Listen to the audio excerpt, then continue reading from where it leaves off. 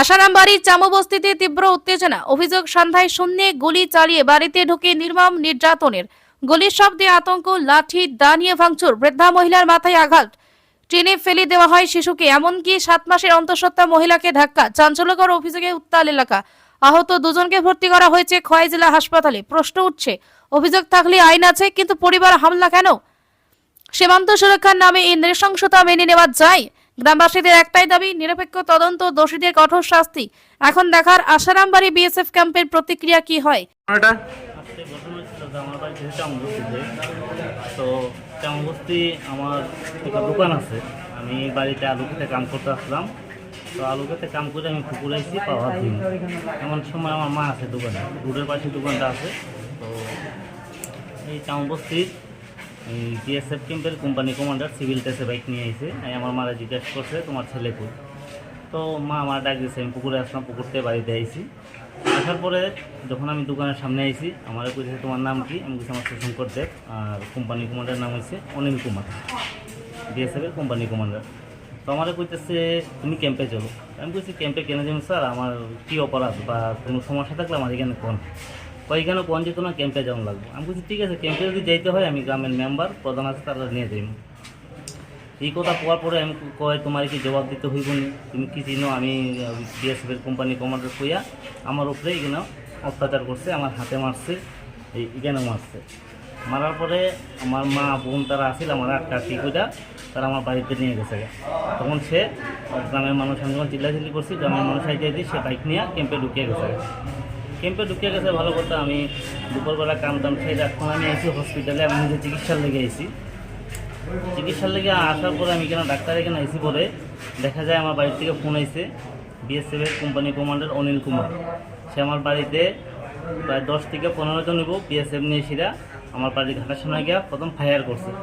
Fire করার পরে আমার মা ফায়ারের শব্দ শুনে যখন টর্চ নিয়ে আইছে, আমার মা হাত থেকে টর্চটা ছুটাইয়া আমার ধাক্কা দিয়ে ফালাইয়া লাঠি দিয়ে আঘাত করছে।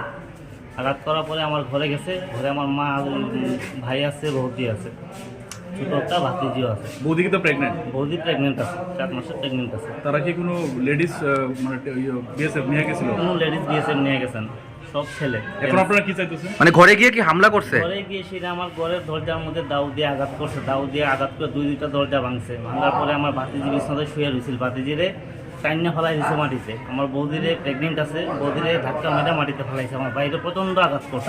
মূলত বিএসএফ এর অভিযোগটা কি আপনার বিরুদ্ধে, যে কারণে এটা আমি করলো? বারবার জিজ্ঞাসা করছি, স্যার আপনি আমার ক্যাম্পে নিতেছেন, আমার কি সমস্যা, আমার কি কোনো আমার অপরাধটা কি? সে আমার কোনো কিছু কইতেই রাজি না। সে তোমার কি জবাব দিতে আমি পারবো না, আমি বড় অফিসার। এই কথা কই আমার উপর অ্যাটাক করছে, আমার মারধর করছে। কে কে যারা আহত হইছে আপনার মা আর যে আপনার বৌদি লাগে, ওনাদের নামটা কি? আমার মার নাম হচ্ছে নমিতা দেব, বয়স কত? বয়স 60+। ভাই হচ্ছে সুব্রত দেব, ভাই বয়স হচ্ছে 40+।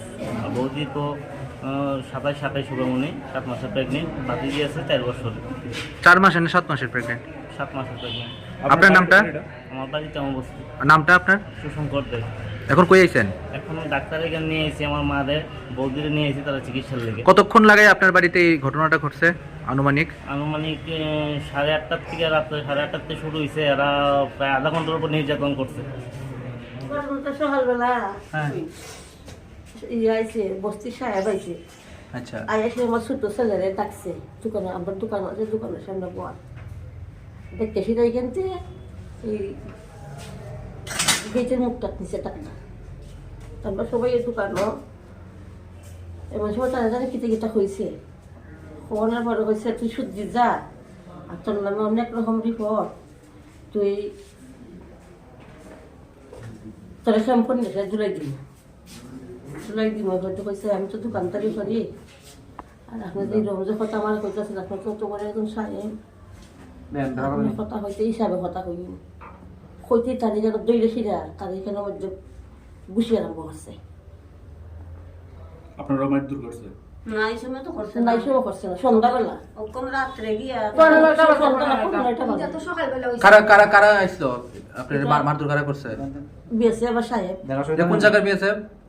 সামবস্তি। নাম জানেননি তাদের যে আইছিল? নামটা আমি জানি না, কিন্তু অন্যরা কত নম্বর ব্যাটালিয়ন জানেননি?